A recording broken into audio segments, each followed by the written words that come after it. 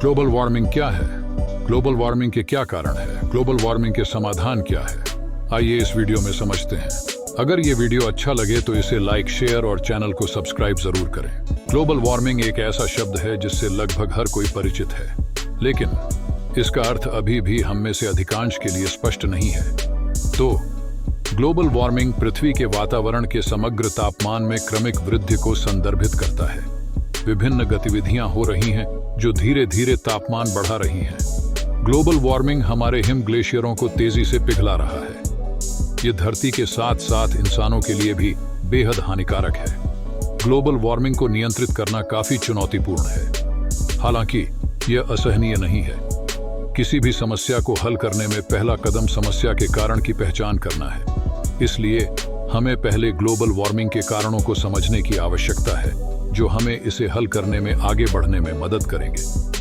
Global warming के क्या कारण हैं? ग्लोबल वार्मिंग एक गंभीर समस्या बन गई है जिस पर अविभाजित ध्यान देने की आवश्यकता है। ये किसी एक कारण से नहीं बल्कि कई कारणों से हो रहा है। ये कारण प्राकृतिक और मानव निर्मित दोनों हैं। प्राकृतिक कारणों में ग्रीन हाउस गैसों की रिहाई शामिल है, जो पृथ्वी से भागने में सक्षम नहीं है, जिससे तापमान में वृद्धि होती है।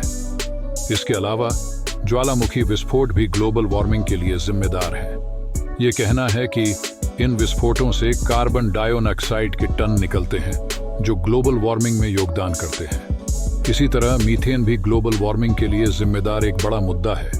उसके बाद ऑटोमोबाइल और जीवाश्म ईंधन के अत्यधिक उपयोग से कार्बन डाइऑक्साइड का स्तर बढ़ जाता है। इसके अतिरिक्त खनन और पशुपालन जैसी गतिविधियां पर्यावरण के लिए बहुत हानिकारक हैं। सबसे आम मुद्दों में से एक है जो तेजी से हो रहा है, वनों की कटाई।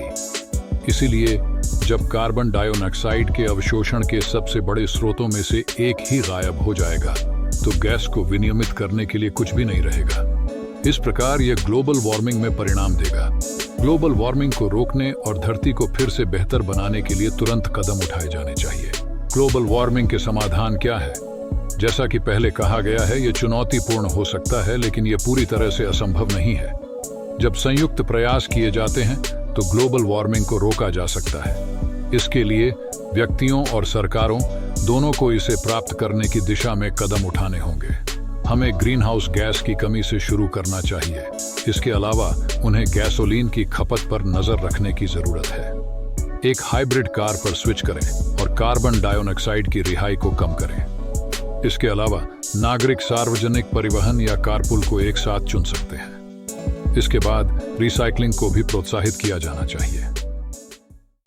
उदाहरण के लिए, जब आप खरीदारी करने जाते हैं तो अपने कपड़े की थैली ले जाएं। एक और कदम जो आप उठा सकते हैं वह है बिजली के उपयोग को सीमित करना, जो कार्बन डाइऑक्साइड की रिहाई को रोक देगा। सरकार के हिस्से पर उन्हें औद्योगिक कचरे को नियंत्रित करना चाहिए और उन्हें हवा में हानिकारक गैसों को बाहर निकालने से रोकना चाहिए।